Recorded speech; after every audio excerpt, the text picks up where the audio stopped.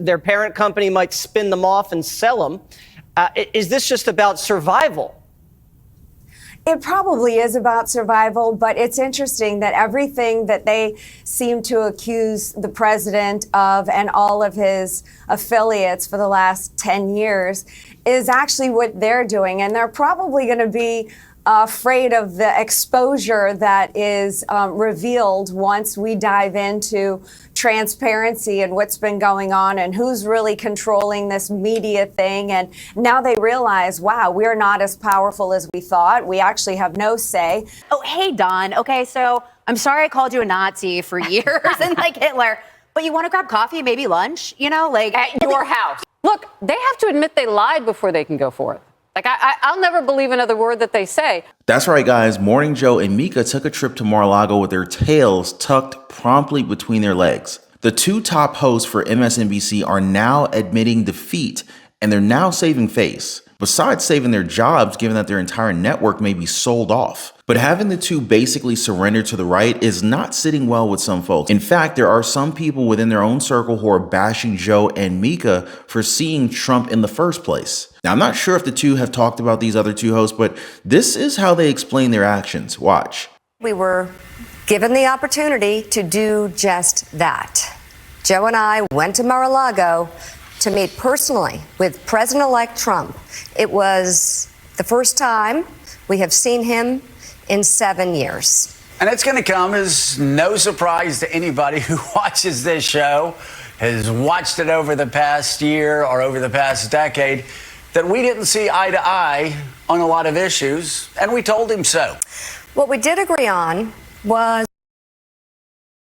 to restart communications. In this meeting, President Trump was cheerful, he was upbeat, he seemed interested in finding common ground with Democrats on some of the most divisive issues. And for those asking why we would go speak to the president-elect during such fraught times, especially between us, I guess I would ask back, why wouldn't we? Now, why wouldn't we? I mean, that's hilarious. I don't think that they watch their own show. Do these people not know what they've been calling Trump for like the last decade? It's no wonder their ratings are going down the drain. Their own hosts aren't even self-aware of the lies that they've been spreading throughout the years. Just this year, they've said that Trump is dividing the nation. But when they actually talk to the guy, they're saying that he's interested in finding common ground? Really? Something's amiss here. Is this their way of saying that they've lied to all of us about Trump for years? The retweeting of neo-Nazi videos, Charlottesville. I mean, I could go on and on. What he said about majority black countries. That is tearing more at the fabric of America than attacks on the Twin Towers did. We rebuilt from that. We became stronger because of that.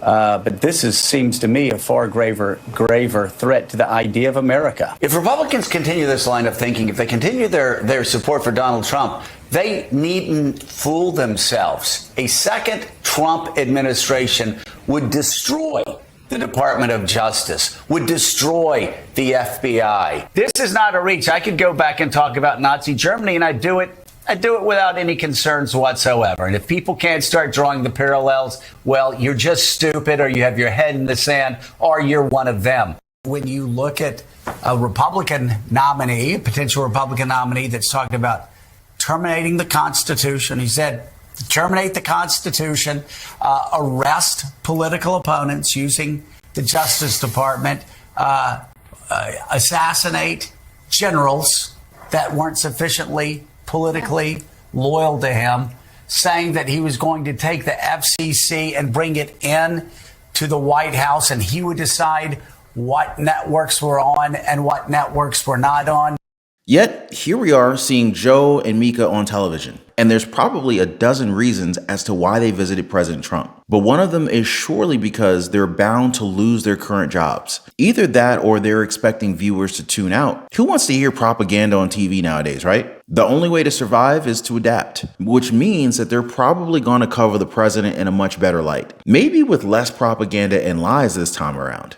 Joe and I realize it's time to do something different. And that starts with not only talking about Donald Trump, but also talking with him.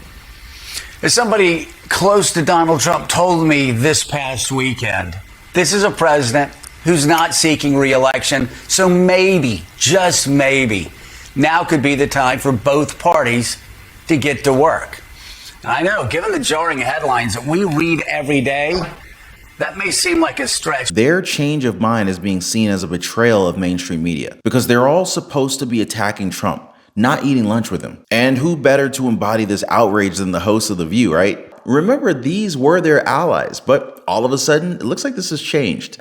Look, the bottom line is that America needs a free press that is willing to speak truth to power right now, more than ever.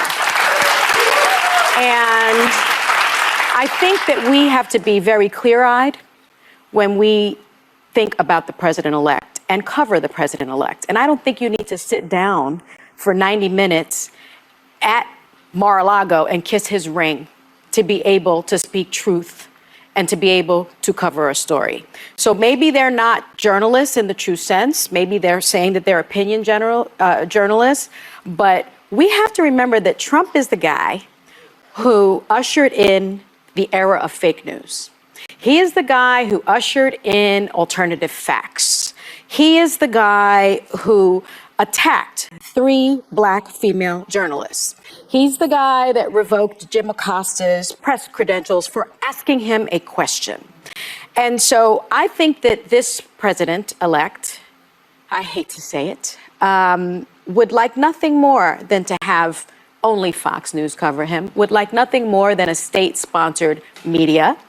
And I don't think he can be trusted in the way that other presidents can be trusted. This is an aberration. I would really like to know how Sunny feels about the coverage of this year's presidential election, especially if we're talking about CBS, MSNBC, ABC, CNN. I wonder if she would see anything wrong with the reports that they've released, especially when it comes to Trump. Because we all know almost every single network was against Trump this year. But the fact of the matter is that a lot of us are now wise to the lies that these shows tried to fool us into believing. And Alyssa corrected Sunny by saying that Trump didn't do as much of Fox News as she'd like to believe. He did go on multiple podcasts and reach millions of voters with his voice, which is adding yet another nail in the coffin for legacy media. But Sunny can tell herself anything she wants so that she can sleep better at night. Although she and her other co-hosts, they have to wake up to the reality that legacy media is on its way down, and they're not the main source of news anymore. Luckily for them, the president is fair. According to him, in order to make America great again, it is important, if not vital, to have a free,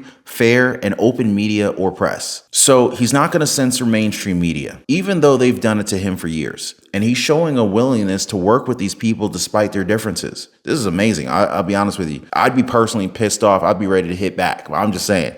Don't make me president. But it's kind of odd because these shows have said that Trump would be a dictator. Y'all remember that, right? Giving the press freedom doesn't really match that concept of being a dictator, does it? Right? What do y'all think? Obviously, Elon Musk has played a huge part. Obviously, he paid it $44 billion. Do you see that as a good investment in the future of free speech? Well, as an investment, it wasn't a good investment because it's valued now at 11 to 12 billion. But that doesn't matter. What he did do is keep alive the concept of free speech, because in a democracy, you're always dealing with 2.5% lunatic fringe. The cost of freedom of speech is the lunatic fringe. The minute you try and shut down the lunatic fringe, you're moving away from the concept freedom of speech. Everybody has a voice. You may not like what they say, but because they're part of the narrative, that is the core and the DNA of democracy. And so many ideas get tested, some get thrown out. And when you try and change that, again, the system self-corrects, and that's what happened here. So it's a very divided country now. We are going to have a new president with a full mandate. I mean, it looks like he's going to win the Senate and the House and the presidency. You can get a lot done for the first 2 years when you control everything.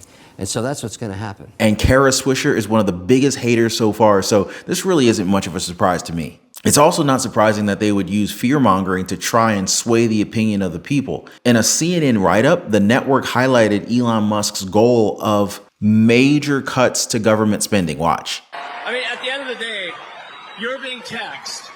You're being taxed. All government spending is taxation. So whether it's direct taxation or government spending, it's either becomes inflation or it's direct taxation. Your money is being wasted, and the Department of Government Efficiency is going to fix that. Now, according to CNN, Elon Musk is going to treat the federal government just like Twitter, cutting out an insane amount of manpower on day one, something that hasn't always produced the greatest of results. They highlighted Elon Musk's interview of Governor Ron DeSantis and President-elect Trump on X. Both interviews experienced a lot of technical issues, although that could possibly be explained by the sheer volume of people that try to enter the X spaces that they opened up for them. But, here's the thing. I use X on a daily basis. I'm always reading updates and news from different accounts on there. I haven't noticed what CNN is talking about because they're saying that X is unstable when it's one of the best social media apps out there. In fact, if Facebook, Instagram, YouTube, or any other platform crashes, people tend to rush to X to check if the app is down. So to say that X is janky, that would be a stretch. But the hate for these men, it runs deep within left-wing media, guys. None of them exemplifying this anger better than Joy Reid. Watch. Elon Musk and Vivek Ramaswamy, great, we're going to get to hear his voice again for however many years till he gets fired. They're going to lead something called the Department of Government Efficiency. They're supposed to now be in charge of cutting the budget, which is normally the job of the House of Representatives. You served in the House. Doesn't the House have to be involved some way in creating a new government agency, or can Trump just whip one up on Twitter? No, Joy, that's right. I think Donald Trump's just handing out candy right now to his friends and family. Congress is required to establish federal departments to define the jurisdiction, to decide how it's appointed. Presidents can certainly appoint aides and non-congressional positions, but there will not be a Department of Government Efficiency without Congress, which actually raises the question, does Congress now just rubber stamp that in one of its next appropriations bill? And here's what it's going to be.